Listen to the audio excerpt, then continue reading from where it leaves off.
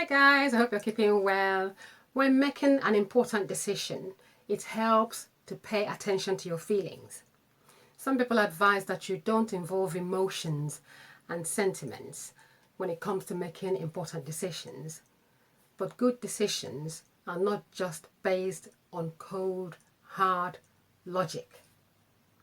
When your rational mind is busy weighing up the practicalities of one option, your heart is busy desiring another option, and that's why it can be so hard to arrive at decisions.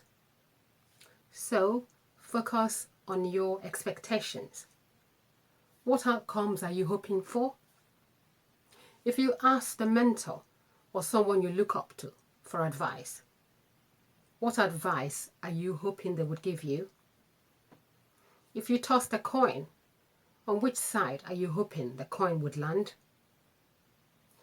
Listen to your hopes, because they often give you a deeper insight into the decisions you actually want to make.